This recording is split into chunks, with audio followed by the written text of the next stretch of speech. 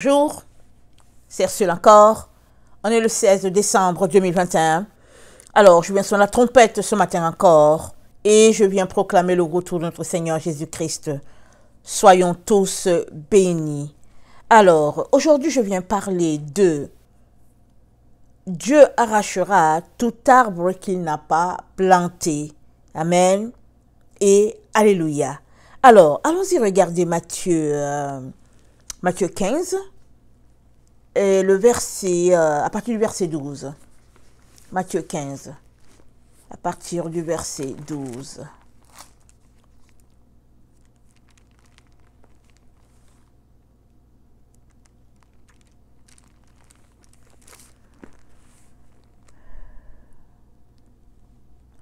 Alors, ses disciples s'approchèrent et lui dirent, « Sais-tu que les pharisiens ont été scandalisés des paroles qu'ils ont entendues? » Il répondit, « Toute plante que n'a pas plantée mon Père céleste sera déracinée. Laissez-les, ce sont des aveugles qui conduisent des aveugles. Si un aveugle conduit un aveugle, ils tomberont tous deux dans une fosse. » Pierre, prenant la parole, lui dit, « Explique-nous cette parabole. » Jésus dit, « Vous aussi êtes-vous encore sans intelligence? Ne comprenez-vous pas que tout ce qui entre dans la bouche va dans le ventre, puis est jeté dans les lieux secrets? Mais ce qui sort de la bouche vient du cœur, et c'est ce qui souille l'homme. Car c'est du cœur que viennent les mauvaises pensées, les meurtres, les adultères, les impudicités, les vols, les faux témoignages, les calomnies. Voilà les choses qui souillent l'homme. Mais manger sans s'être lavé les mains, cela ne souille point l'homme. » Amen. Alors, Jésus-Christ informe ceux qui l'écoutaient dans cette scène-là. Il leur dit que tout arbre que Dieu le Père n'a pas planté sera arraché. Et cette information, elle est utile pour tout un chacun. Pourquoi? Parce que ça nous amène à regarder en nous-mêmes, à rentrer en nous-mêmes, à voir si en nous, nous avons des choses non plantées par le Père, des choses acquises par-ci, par-là. Amen. Des idées qui viennent d'ailleurs, des doctrines. En tout cas, tout ce qui ne vient pas de Dieu, Dieu dit, je vais l'arracher.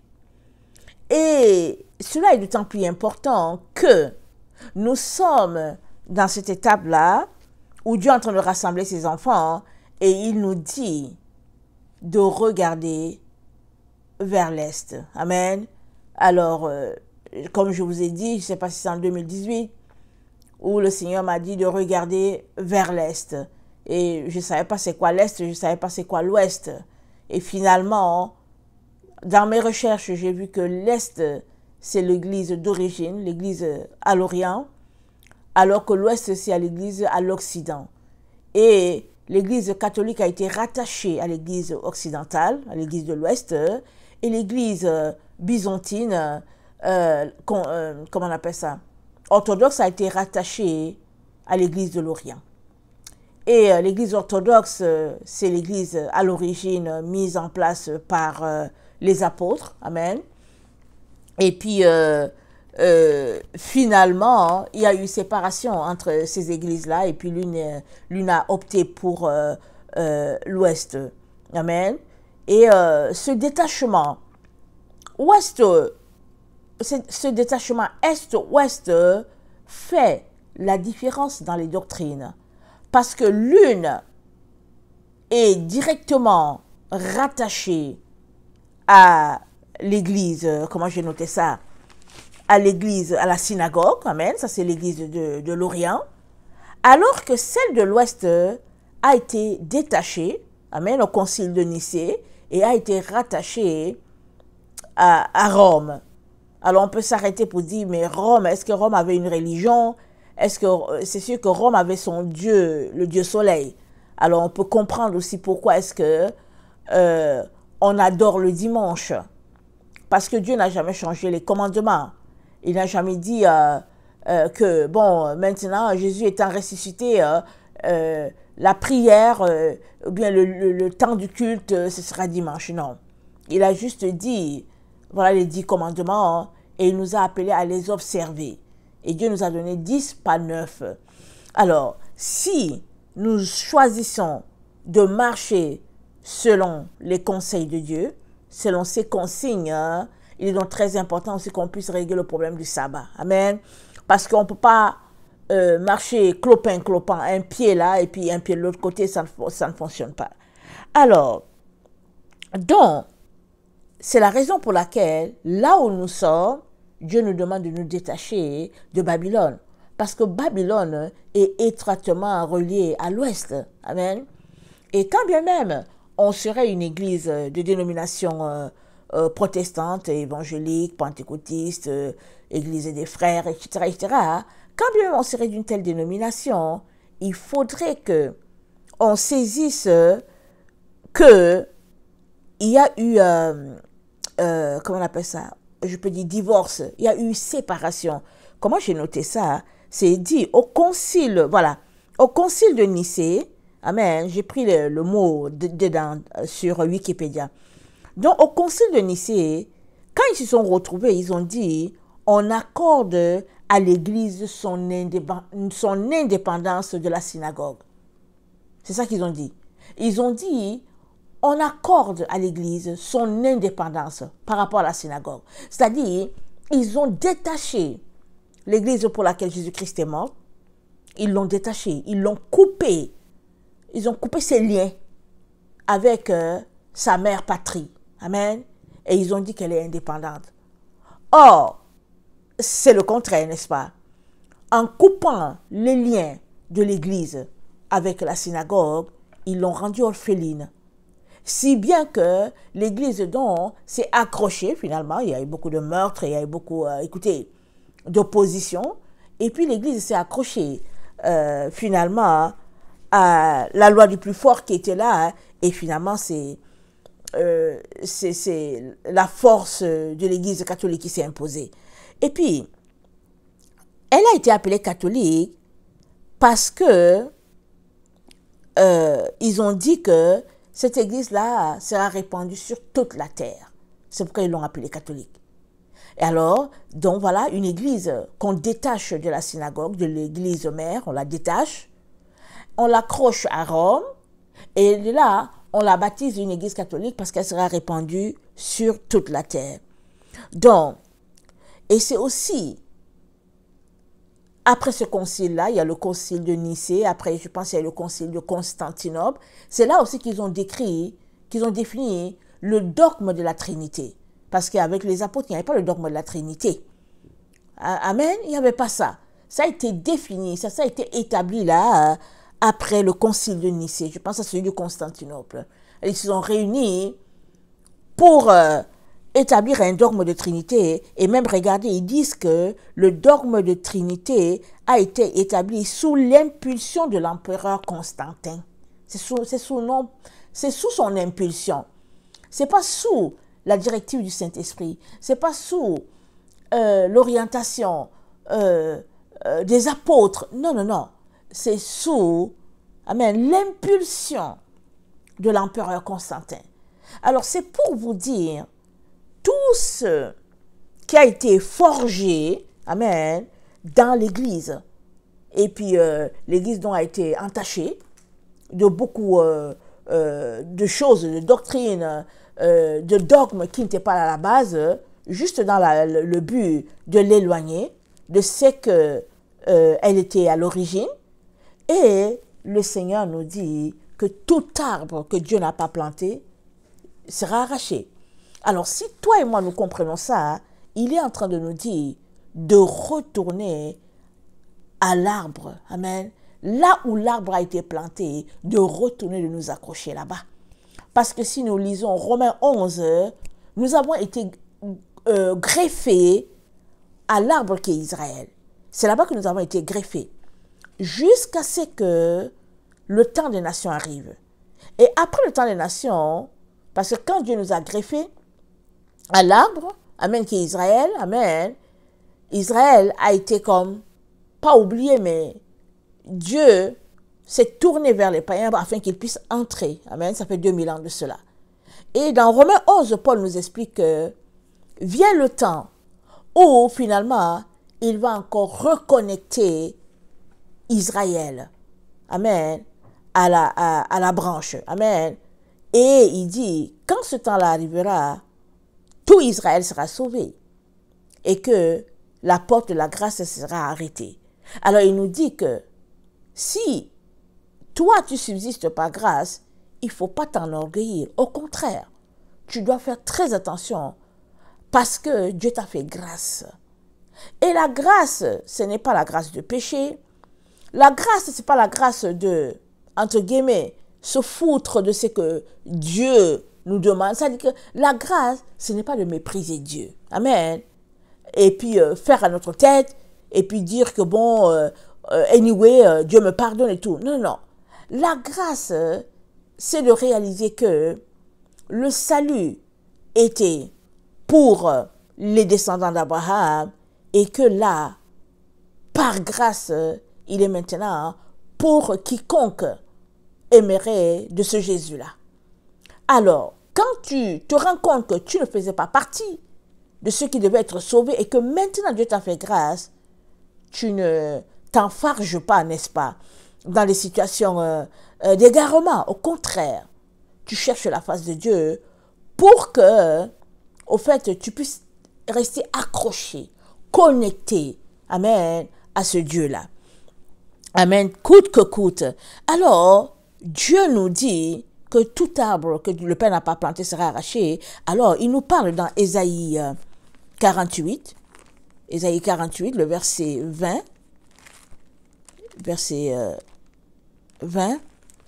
ça nous dit ceci: sortez de Babylone, fuyez du milieu des Chaldéens, avec une voix d'allégresse, annoncez-le, publiez-le, faites-le savoir jusqu'à l'extrémité de la terre. Dites, l'Éternel a racheté son serviteur Jacob. Et ils n'auront pas soif dans les déserts où il les conduira. Il fera jaillir sur eux l'eau du rocher. Il fendra le rocher et l'eau coulera. Et il n'y aura point de paix pour les méchants, dit l'Éternel. Amen. Alors Dieu nous demande de sortir de Babylone. Amen. Et sur nous, il va faire jaillir son eau malgré le désert. Et nous savons que nous sommes dans un temps de désert. Et le désert ici, c'est le désert spirituel. Ce n'est pas le désert comme le désert de Sahara, là où Israël est resté traversant, quittant l'Égypte en direction du Moyen-Orient, amen, d'Israël. Ce n'est pas ce désert-là. C'est la sécheresse, c'est le désert de manquer de la parole, de la véritable parole de Dieu. On est dans ce désert-là. Mais Dieu dit qu'il va faire pleuvoir de son eau, amen, sur tous ceux-là qui vont fuir Babylone. C'est-à-dire sur tous ceux-là qui vont quitter l'Ouest. Alors, parce que quand Dieu parle de l'Ouest versus Est, il est en train de parler de doctrine. Amen. Parce que la doctrine apportée par les apôtres, elle a été apportée, amen, en Orient. L'Église est née, nous savons, lors de la première Pentecôte, amen, elle est née à Jérusalem. Et après, c'est à Antioche qu'ils ont été appelés les chrétiens. Et nous savons que à Antioche, amen, le disciple de Jean était évêque à cet endroit. Nous savons que, avant qu'il établisse quelqu'un comme évêque à Constantinople, Jean était comme en charge de ça. À Jérusalem, Jacques, le demi-frère du Seigneur, était aussi en charge de ça. Et puis en Rome, Pierre était aussi en charge. Il voyageait très très souvent, faisant le tout pour exhorter les gens, les encourager, et puis bon, vraiment maintenir la flamme, faire tout pour que la flamme soit maintenue dans le cœur des enfants de Dieu. Ils se réunissaient pour laisser les bases de cette doctrine-là à la génération future, afin que jusqu'à nous, on ait la vérité. Amen. Ils se sont retrouvés dans ce cadre-là. Mais malheureusement, il y a eu des personnes mal intentionnées, Paul en parle, qui ont méprisé la grâce de Dieu, si bien que finalement, il y a du faux qui s'est glissé. Amen. Ça s'est glissé. Et le Seigneur nous encourage à ne pas rester dans les faussetés, mais à sortir de tout ce dans quoi Dieu n'est pas. Parce que la vérité, c'est elle qui nous libère. Alors, tout mensonge est une zone de ténèbres et toute vérité une zone de lumière. Dans le psaume 18,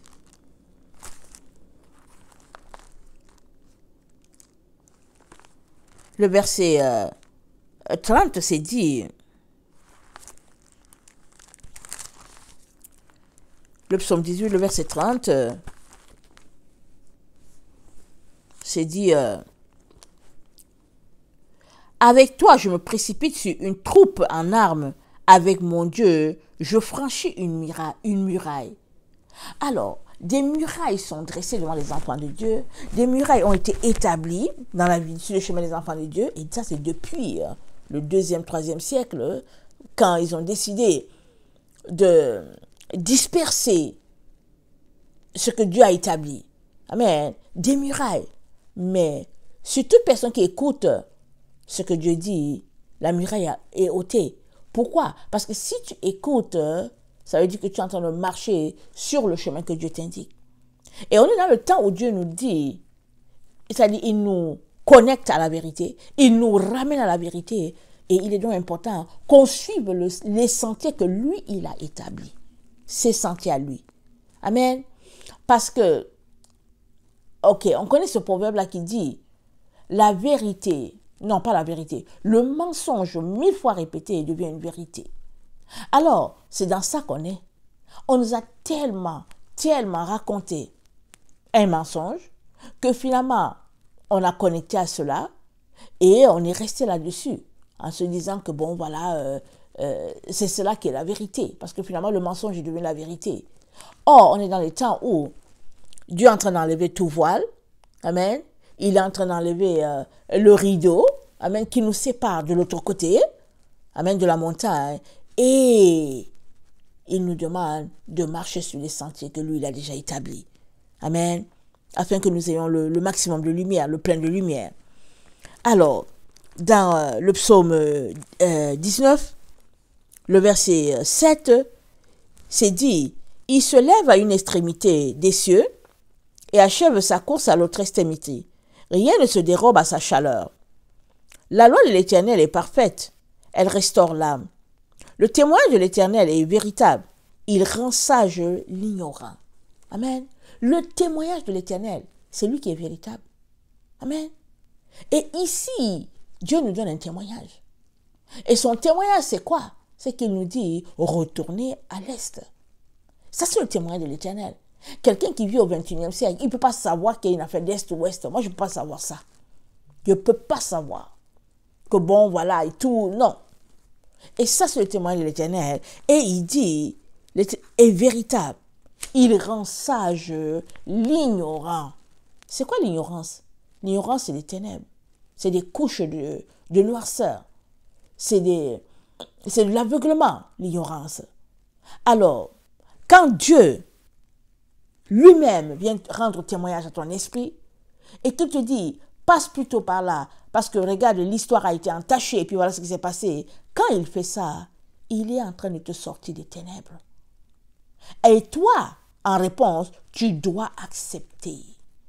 Même si ça ne t'arrange pas, tu dois accepter. Tu dois t'accorder avec ce que Dieu veut pour que cela puisse se passer, n'est-ce pas? Quand deux s'accordent la chose, quand deux sont en accord, alors la bénédiction est là. Alors, donc, Dieu nous appelle à retourner à la vérité. Dans Jérémie 26, dans Jérémie 26.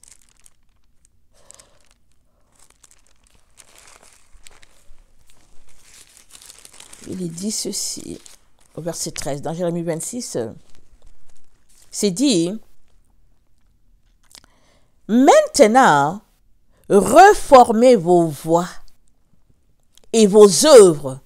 Écoutez la voix de l'Éternel, votre Dieu, et l'Éternel se repentira du mal qu'il a prononcé contre vous. Pour moi, me voici entre vos mains. » Ok, on va s'arrêter là. Maintenant, réformez vos voies et vos œuvres. Écoutez la voix de l'Éternel, votre Dieu. Et l'Éternel se repentira du mal qu'il a prononcé contre vous. On est appelé à réformer nos voies. On est appelé à dresser nos chemins. Et comme Jean-Baptiste a dit, il a dit que toute vallée soit comblée et que toute montagne soit abaissée. Parce que le roi de gloire arrive. Et nous sommes là, à ce point culminant-là, où ça ne sert à rien de persister sur sa voie. Ça ne sert à rien de persister, d'insister sur ce qu'on connaît, sur ce qu'on nous a enseigné. Ça ne sert à rien. Ce que nous devons faire, toi et moi, c'est de chercher où se trouve la vérité et d'y marcher. Parce que ceux-là qui refusent la vérité, une puissance d'égarement leur est attribuée. Comme récompense, une puissance d'égarement leur est attribuée. Et ceux-là qui acceptent la vérité, ils continuent de fouiller pour avoir plus de vérité. Parce que vous savez, c'est des couches. Hein? C'est comme en archéologie, quand les gens fouillent, ils fouillent. Hein? Et puis finalement, tu te rends compte que, tu te rends compte que la couche d'ozone et tout, on est à hauteur. Parce que quand ils font, souvent, c'est en profondeur, c'est loin comment on appelle ça, la ville ou bien l'ancienne maison qui était là. Tu te dis, mais qu'est-ce qui se passe? Alors, il y a des couches et des couches avant de trouver la vérité à l'origine. C'est pareil. C'est pareil avec notre Seigneur. Si nous voulons vraiment connecter à tout prix, coûte que coûte, à Dieu et à ses principes de vie, il est important qu'on soit de ceux-là qui recherchent la vérité. On soit de ceux-là qui frappent. On soit de ceux-là qui demandent. Il va nous ouvrir. Si on frappe, si on demande, il va nous accorder. Si on frappe, il va nous ouvrir. Si on cherche, on va trouver. C'est ça que le Seigneur dit. L'erreur à ne pas faire, c'est de dire, oh non, moi, ça me va comme ça, je ne veux pas plus. L'erreur à ne pas faire, c'est de dire, oh non, c'est trop compliqué. C'est trop compliqué, je préfère. Ton opinion, ce n'est pas ça qui est important. Ce qui est important, c'est ce que Dieu le Père a établi et il veut te conduire à un endroit pour t'éviter la destruction. C'est ça qui est important. Alors,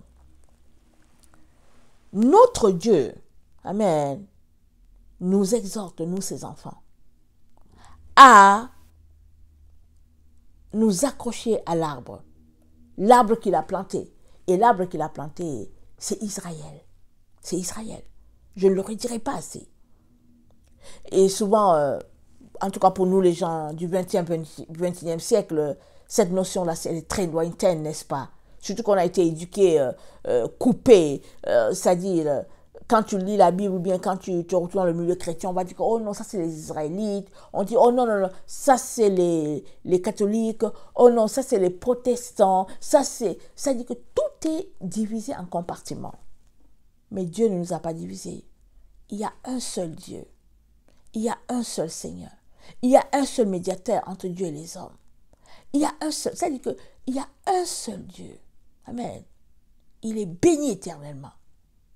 Et nous avons besoin, amen, de pouvoir nous accrocher, coûte que coûte, pour que la vérité soit notre lot. Amen. Que le Seigneur bénisse sa parole et qu'il nous donne de vouloir avoir plus. Amen. De vouloir avoir plus de vérité.